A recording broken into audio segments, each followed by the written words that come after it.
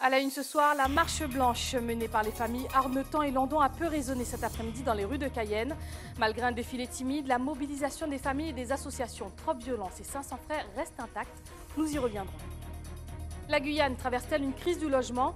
Entre les habitations illégales et les expulsions, la colère monte. Ce matin, les habitants du quartier des Manguiers ont exprimé leur frustration en bloquant la route des plages. Des images à découvrir dans votre journal. Un an après les mouvements historiques, l'UTG Santé de l'hôpital André-Rosemont de Cayenne tire une nouvelle fois la sonnette d'alarme. Oui, l'hôpital est toujours malade et non, aucune rémission n'est envisageable en l'état. Voilà pour les titres, mesdames et messieurs, bonsoir et bienvenue sur ATV Guyane. Un an après la fin des blocages, l'UTG Santé du Char a tenu à faire le point sur la situation de l'hôpital de Cayenne, encore dans la tourmente. Avec des praticiens sur le départ et des conditions d'accueil dégradées, quel bilan a été tiré? Éric Molinier, secrétaire général de l'Union, fait le point au micro de Gaël Ouassim. Les collègues nous disent que vraiment, on n'a pas vu d'amélioration, rien ne change. On est un petit peu plus pire. Et là, ben voilà, quoi. C'est pour ça qu'on a fait hier l'AG extraordinaire. Et c'est le ressenti de tout le monde que ça a empiré, ça n'a pas avancé depuis 2017. Eh bien, c'est que la charge de travail, la charge des patients et beaucoup d'arrêts de maladies qui ne sont pas remplacés, beaucoup de départs qui ne sont pas remplacés. La direction fait traîner les choses. Il faut dire la vérité. Un an après, la direction fait vraiment traîner les choses sur le suivi de notre protocole. Nous ne sommes que sur l'intégration des 75 stagiaires. Et nous n'avons pas encore avancé sur les 110 postes que nous avons gagnés et ni sur les équipements. Voilà, elle fait vraiment traîner les choses, ni la direction, ni l'ARS. On se demande pourquoi et voilà la situation en est aujourd'hui. C'est le gouvernement qui ne nous entend pas, tout ce qu'on dit, tout ce qu'on crie, eh bien, ils ne nous écoutent pas, personne ne nous écoute, personne ne prend en charge ce qui se passe en Guyane, sur l'hôpital de Cayenne. Eh bien, sur les centres de santé, les médecins urgentistes viennent de dire eh bien, c'est pire aussi, il n'y a pas de médecin. On vient de détacher une infirmière, un médecin de infectiologie pour faire 3 sauts. Camopi, elle fait sur une semaine pour faire des soins à 3 sauts. Et sur les centres de santé, ben non, nous on sort de Saint-Georges. Comme je l'ai dit tout à l'heure, eh une infirmière, elle demande un renouvellement de contrat. Son renouvellement de contrat a été refusé par la direction et on ne sait pas pourquoi. Voilà, ça empire aussi. Eux aussi, ils sont dans le même cas que le Char. Mercredi 27 juin, les médecins urgentistes sont venus nous voir pour nous demander un soutien. On va faire une grande journée de mobilisation sur la santé et sur l'hôpital de Cayenne.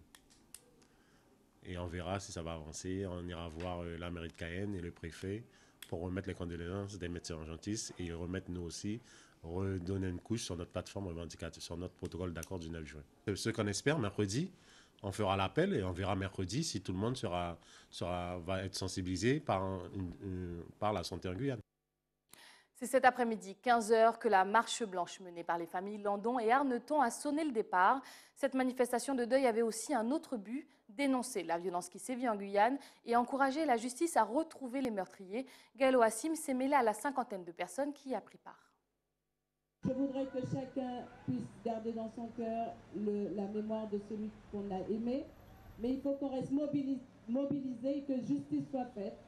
Surtout, restez mobilisés, n'ayez point peur actuellement. Révoltons-nous, surtout. Révoltez-vous, la Guyanaise. Venez, c'est pour tout le monde. Vous êtes là en train de regarder, mais c'est tout le monde. Tout le monde est touché. Cris de détresse et appel à la justice, la tension est palpable. Une marche contre l'insécurité a vu une cinquantaine de personnes défiler dans les rues de Cayenne, menée par les 500 Frères et Trop Violence, et accompagnée des familles des victimes. La fille d'une nonagénaire retrouvée sans vie à son domicile exprime sa douleur. C'est inadmissible, il faut vraiment faire quelque chose. Il faut vraiment que nous nous mobilisons en Guyane et partout pour que cela cesse. Les gens font du n'importe quoi, il n'y a plus de respect pour les grandes personnes. Une marche portant un message d'espoir pour l'ensemble de la population guyanaise. Oui, je pense qu'avec cette marche, on pourra, j'espère que les gens iront au commissariat pour dire ce qu'ils ont vu. Et voilà, parce qu'on a marre, J'espère que ça va sensibiliser tout le monde, parce qu'aujourd'hui c'est nous, demain ça peut être eux. C'est vrai qu'une marche ne va pas ramener ni London ni mon père, mais on doit être tous sensibilisés pour ne plus que ça se reproduise. parce que c'est dur, c'est vraiment dur et cruel. Pour les sympathisants, la lutte contre l'insécurité ne connaîtra pas de répit et ils continueront à se mobiliser. Tuer un monsieur de 91 ans aussi actif. Non, jamais, je ne pourrais pas. C'est un grand ami à moi. Merci. L'insécurité, c'est à tout moment, donc au fur et à mesure, les gens vont prendre en cours.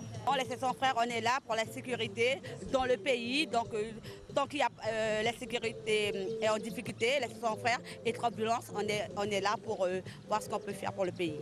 Pour Olivier Goudet, l'absence de personnalité publique en dit long sur l'intérêt porté par les services publics. Une douleur que vivent ces familles et pour nous, il est clair que quand nous constatons, nous observons, il n'y a aucun politique. Donc ça nous montre que la classe politique a délaissé le peuple. Aucun politique n'est là. Que veut l'État? Que veulent les politiciens pour le bien des concitoyens? Eh bien, nous pensons que c'est tout simplement la mort. La mort, c'est une mort orchestrée plutôt par ces politiques. Parce que de voir qu'il y a du monde et pas de politique, nous nous interrogeons. Nous restons déterminés, nous sommes toujours déterminés. Nous voulons que justice soit faite pour ces deux crimes et nous irons jusqu'au bout afin d'avoir les réponses claires, fermes et définitives pour ces deux meurtres. Cette marche s'est achevée devant la maison du policier municipal au village chinois de Cayenne. Une autre forme de protestation, mais cette fois-ci statique, a déréveillé la Guyane ce matin. Les habitants du quartier des Manguiers ont manifesté en bloquant la route des plages, dénonçant une expulsion administrative dont ils feraient l'objet. Jean-Baptiste Hérault, porte-parole de la Fédération Droit au Logement, qui était aux côtés des manifestants, nous a rejoint sur le plateau. Bonsoir, monsieur Hérault. Bonsoir. Avant d'échanger, je vous propose de regarder le reportage tourné par Pierre Tréfou. Ce matin, les habitants du quartier des Manguiers, à Rémire, ont bloqué la route des plages. Ils protestent contre des avis d'expulsion reçus par plusieurs habitants. Nous sommes habités depuis très longtemps ici.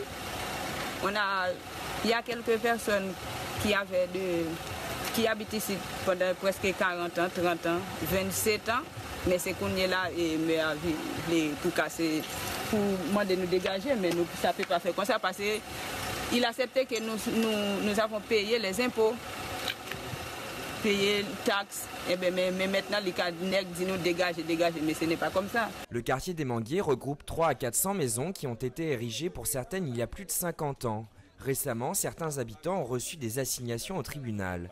Les terrains en question appartenaient il y a 50 ans à des propriétaires privés. Ils ont été rachetés dans les années 2000 par la commune qui les a revendus à une SCI immobilière en 2011. Depuis, la SCI veut récupérer ces terrains. Une délégation a pu rencontrer, après la mobilisation, le directeur de cabinet du préfet de Guyane. Si on calcule à 5 € le mètre carré, ça veut dire que je ne sais pas qui a profité de cette manne sur... Je dis bien encore cette manne financière, on ne sait pas qui l'a profité, mais enfin pour un terrain comme ça là, ou des plages à 5 € le mètre carré, c'est vraiment que le conseil général puisse revendre, c'est beaucoup.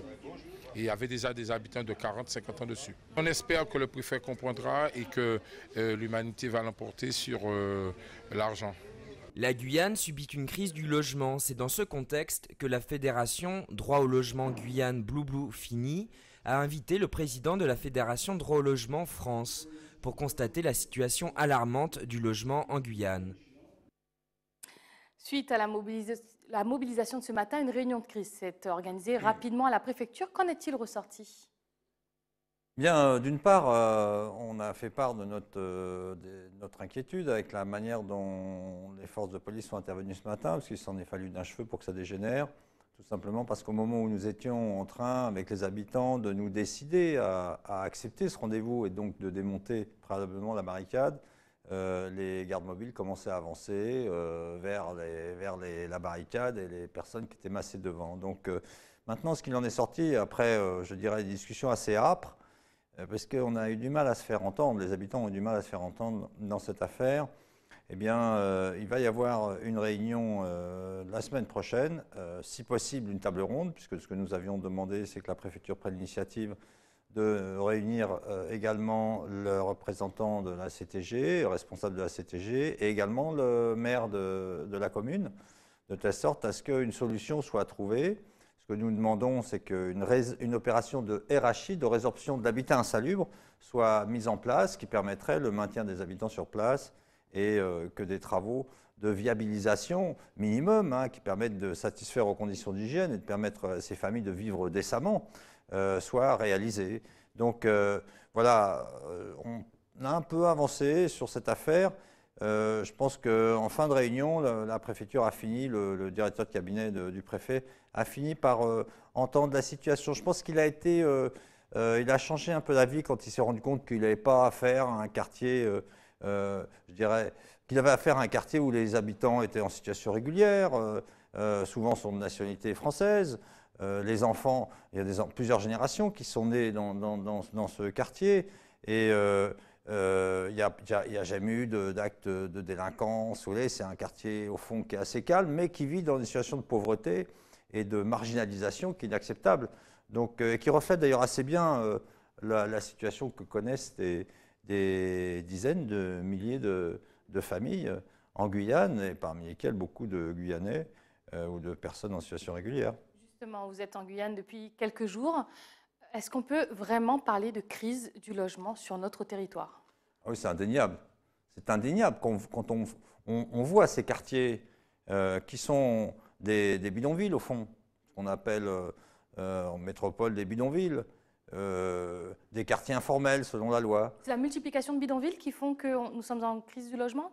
Ah, ça, c'est la preuve. C'est un élément flagrant. Il y a la question aussi de la cherté des prix du foncier, la spéculation foncière, parce que le foncier mobilisé pour construire n'est pas suffisant.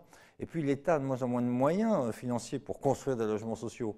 Donc il faut favoriser, ce que nous avons expliqué aussi au sous-préfet, il faut favoriser une initiative individuelle, c'est-à-dire que les gens sont en capacité de construire leur logement dès lors qu'on les laisse faire sur un terrain qui est viabilisé, comme ça s'est fait dans un certain nombre de quartiers guyanais qui ont gagné justement le droit de rester sur ce terrain et de vivre dans des conditions normales. Ils ont pu édifier leur maison et tout en payant l'achat du terrain qui correspondait en fait au coût de viabilisation. Donc si vous voulez, la collectivité publique ne pâtit pas, les budgets de la collectivité publique ne sont pas sollicités, c'est les habitants finalement qui vont rembourser progressivement les prêts qui ont été, les travaux qui ont été engagés.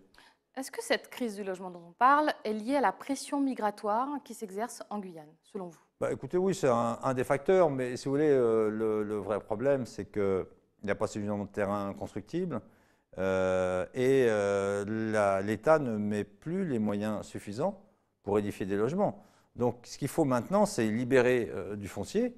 Ça, ce sont vos solutions, les solutions que vous proposez en tout cas. Bien sûr, il faut libérer du foncier, et non pas, comme d'ailleurs le prévoit un texte de loi terrible, là, qui a été discuté en première lecture à l'Assemblée nationale, l'article 57 bis de la loi Elan, c'est une loi sur le logement qui est en cours de discussion actuellement, qui va passer au Sénat dans le courant du mois de juillet, et qui autorise le préfet à expulser sans décision de justice dans un délai d'1 mois à partir du moment où il est relevé que le quartier ne satisfait pas aux normes d'hygiène, aux normes de salubrité qui sont définies aussi par la loi. Et donc, en gros, absence par exemple, de distribution d'électricité, ou absence d'égout, ou absence d'eau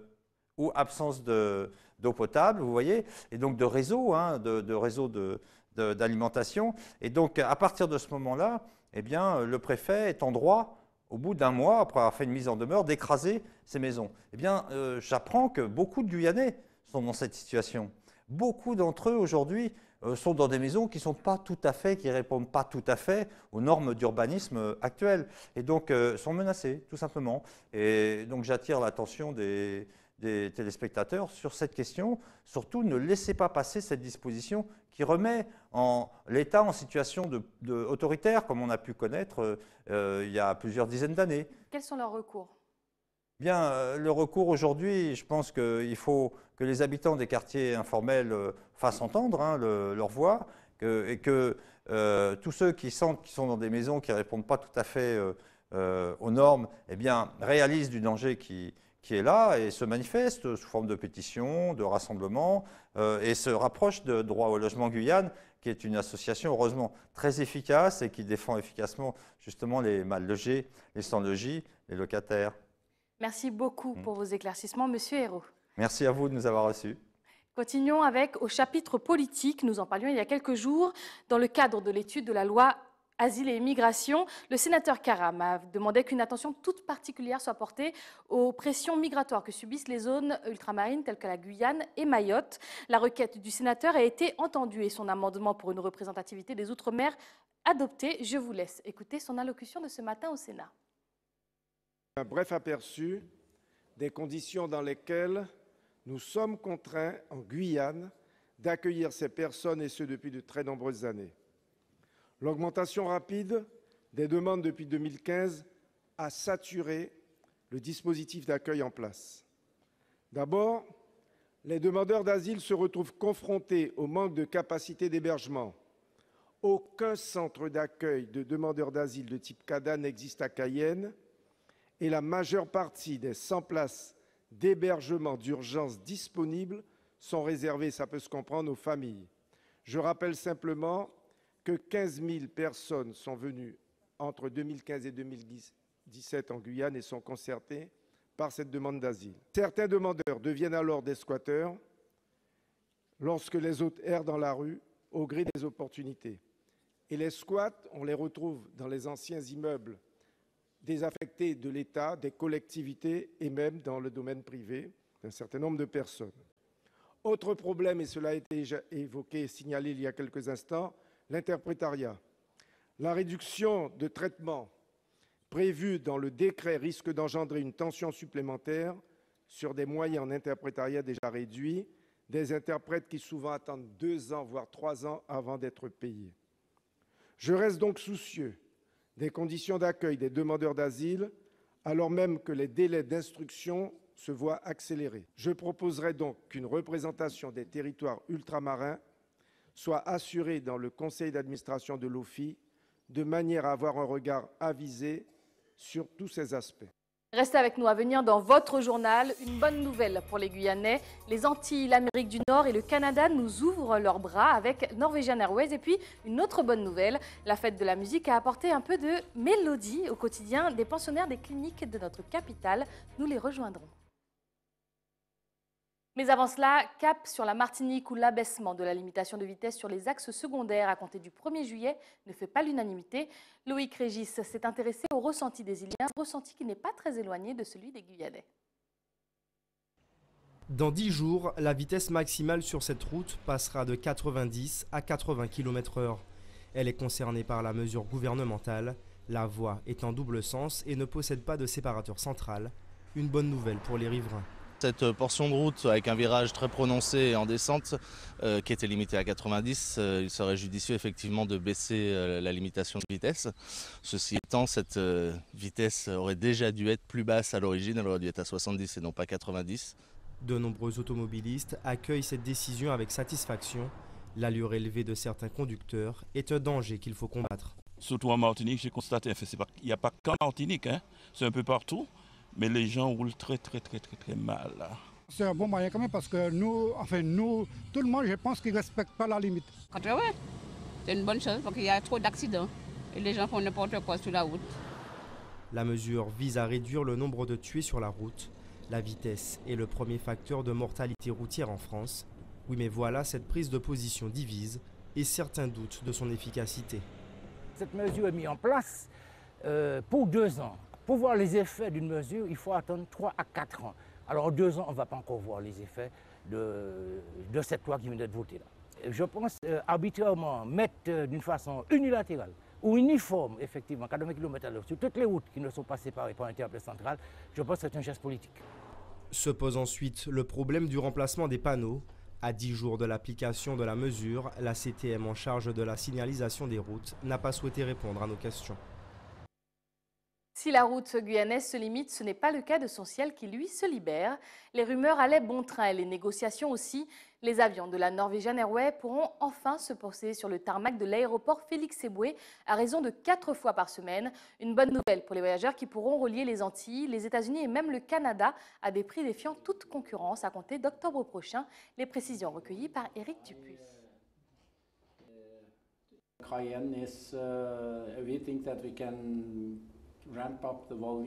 Avec Cayenne, on a tout de suite vu qu'on pouvait accroître le nombre de passagers sur cette ligne en baissant les prix entre la Guyane, la Guadeloupe et la Martinique. Et si nous ouvrons cette ligne, c'est qu'elle s'intègre bien avec notre programme de vol en place vers New York et le Canada.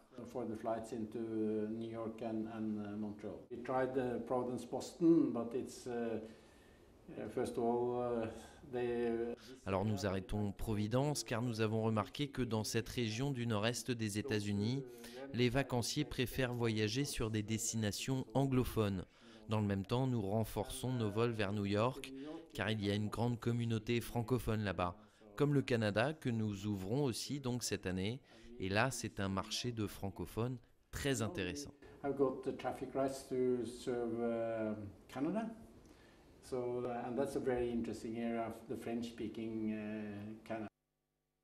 Autre bonne nouvelle, nous fêtons aujourd'hui la musique. Musique qui peut aussi être un baume pour les personnes hospitalisées.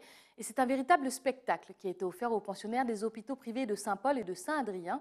De balade en escapade musicale, je vous propose de suivre le groupe Guyane Santé qui a donné le la à Pierre Tréfou.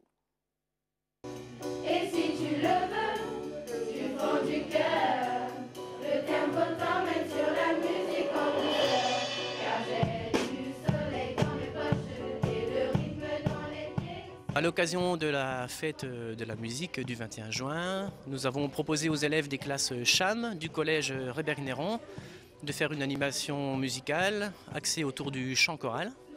Ce sont une cinquantaine d'élèves qui sont issus des classes CHAM, donc des classes à horaire aménagé musique du collège Rébert-Néron de Rémire-Montjoly, qui vont chanter pour les personnels, pour les gens hospitalisés de la clinique Saint-Adrien, un répertoire d'à peu près 15 à 20 chansons ce matin. Qu'est-ce qu'on a, Jojo? Alors, la bamba, boléro. Le boléro de Ravel avec notre flûtiste. Nous aurons Havana, nous aurons Orelsan, tout va bien. Voilà, moi la peine redoublée, un traditionnel. Voilà, quand on n'a que l'amour de Jacques Brel avec Luna en soliste. Voilà. Alors pour eux c'est une première, j'espère, on va voir ce que ça donne. Ils sont conscients que c'est un public particulier. Habituellement ils chantent devant des élèves des écoles. Ils ont chanté aux Zéphyrs il y a une semaine devant 300 élèves collégiens. Voilà, là ils sont à fond, ils sont à bloc.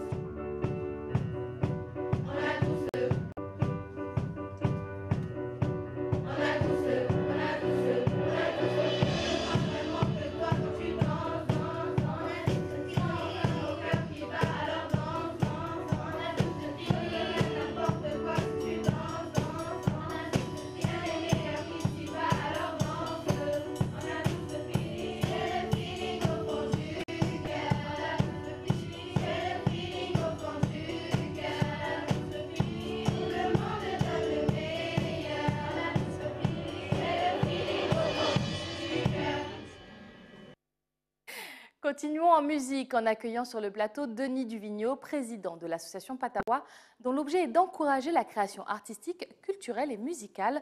Bonsoir Monsieur Duvigneau. Bonsoir Christian. Merci d'avoir accepté notre invitation. C'est moi qui vous remercie de m'avoir invité. Alors à l'occasion de la fête de la musique, on s'offre un petit détour dans notre univers à nous. Et ma première question c'est, comment on peut définir la musique guyanaise ? Comment on la peut définir? La musique guyanaise, riche, variée, diversifiée. Si on peut dire ça comme ça, ce serait très bien. Parce qu'aujourd'hui en Guyane, il y a une diversité musicale, une richesse musicale que je pense que beaucoup même ignorent. Parce qu'en parcourant d'autres pays, je me rends compte qu'ici, on est capable de faire toutes sortes de musique. Mais la véritable question, et celle que je me pose toujours, à laquelle je n'ai pas de réponse, quelle est la véritable musique guyanaise d'aujourd'hui et que deviendra-t-elle demain? Justement, son évolution. Alors, son évolution, il faut se poser pas mal de questions, parce que son évolution, en fait, c'est l'influence également de tout notre environnement musical, déjà par nos pays limitrophes que sont le Suriname, le Brésil. Il y a des artistes qui émergent, qui ont émergé parce que, bon, ils habitent, ils ont une relation culturelle avec le fleuve, notamment, on se souvient encore aujourd'hui de Rickman, Je suis un Boni. D'un autre côté, on a la musique brésilienne qui nous influence pas mal, sur laquelle on aime bien danser. À l'époque, je me souviens, dans les années 70, il y avait l'orchestre Les Vautours, qui étaient des fans de Roberto Carlos et qui reprenaient avec beaucoup de talent les grands succès de Roberto Carlos, notamment ce chanteur qui s'appelle Renato Garros, avec Appassionata de Roberto Carlos qu'on aimait bien ici en Guyane. Et puis aujourd'hui, ça a changé, le monde a changé, la musique a changé, la communication a changé. On s'intéresse peut-être à nos voisins, mais on est plus captivé par ce qui se fait sur les médias, d'une part, et aussi sur les réseaux sociaux. D'où cette influence qui nous vient de très très loin et qui, en fait, peut-être peut tuer notre musique, peut lui faire perdre son identité, sa véritable nature, puisqu'on est envahi par toutes sortes de médias. Des médias qui nous envoient des sons de la Caraïbe, à l'époque on les aimait bien, mais des sons peut-être un peu plus agressifs, des États-Unis et de bien plus loin, qui peut-être, ces sons peuvent être fatals pour notre musique guyanaise. C'est une mauvaise chose pour vous, le fait que la musique s'inspire de contrées beaucoup plus lointaines qu'avant?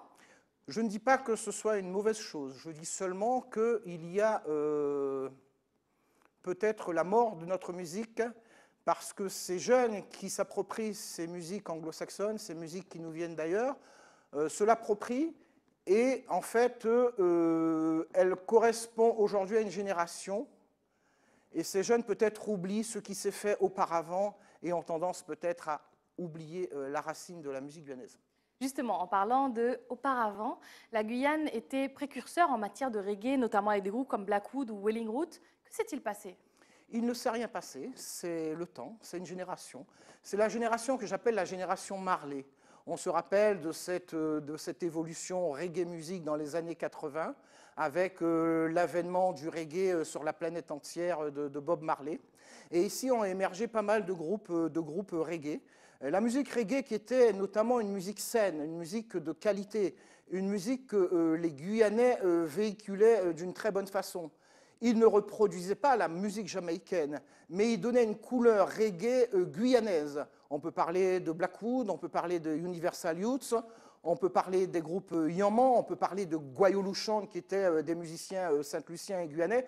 Cette musique reggae de Guyane avait une couleur reggae locale, reggae guyanaise. Et puis à l'époque, il y avait aussi des formations jamaïcaines qui venaient en Guyane, des grands groupes reggae qui venaient en Guyane. On a aussi le passage des Whalers qui sont passés en Guyane après la mort de Bob Marley. Donc c'est un mouvement, c'est une suite logique, normale.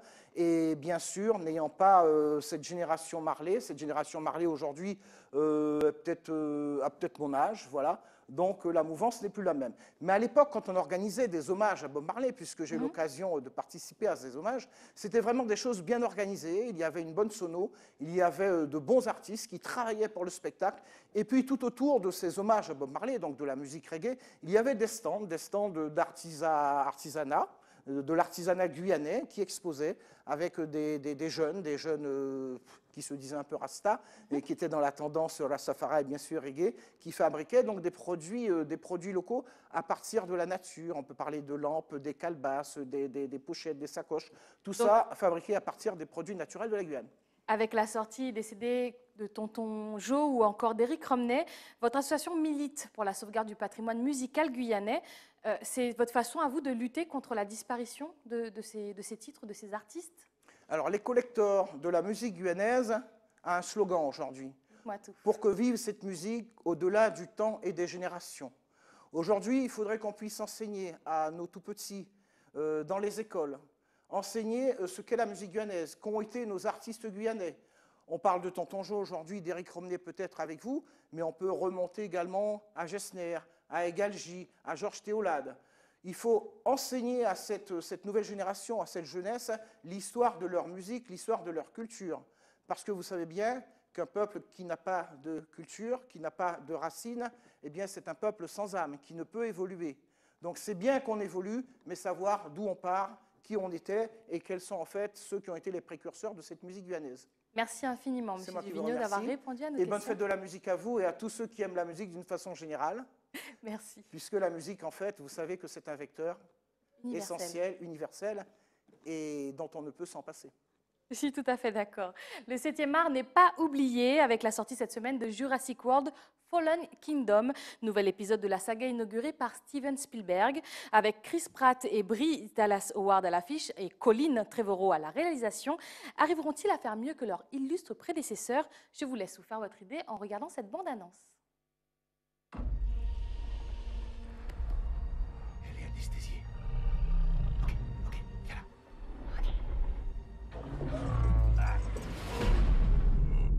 Ça va derrière?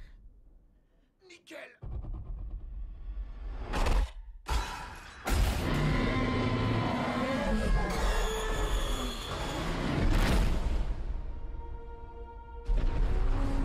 Vous en sauverez combien? 11 espèces. Blue est la dernière du genre. Vous ne pourrez jamais la capturer. Vous savez peut-être qui pourrait nous aider. Une mission de sauvetage. Qu'est-ce qu'on risque? Salut Blue. Tu me connais. Viens avec moi. Tu sais que tu peux pas rester ici. Rappelez-vous Sam tout de suite.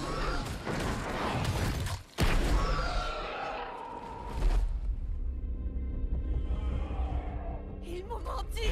L'homme qui a prouvé que les raptors peuvent obéir. Vous ne vous êtes jamais demandé combien de millions vaudrait un prédateur dressé? Ils vont les vendre. Pas Blue. Ils ont d'autres projets pour elle. C'est quoi cette chose? Ils l'ont créé. C'est la créature la plus dangereuse qui ait jamais existé. Je propose qu'on arrête ce délire. Hé ma belle, tu penses comme moi?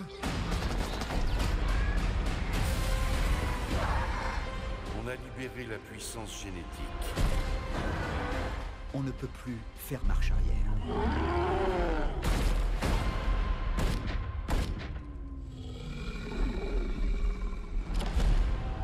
Blue!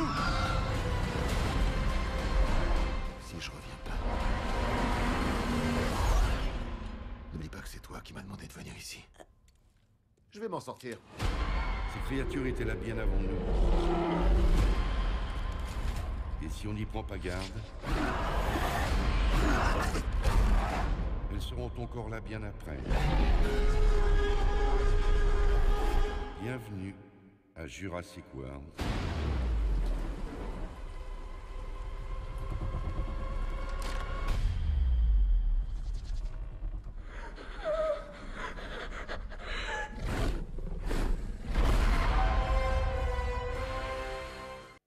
C'est la fin de ce journal, mais avant de le refermer, rappel des principaux titres de ce 21 juin.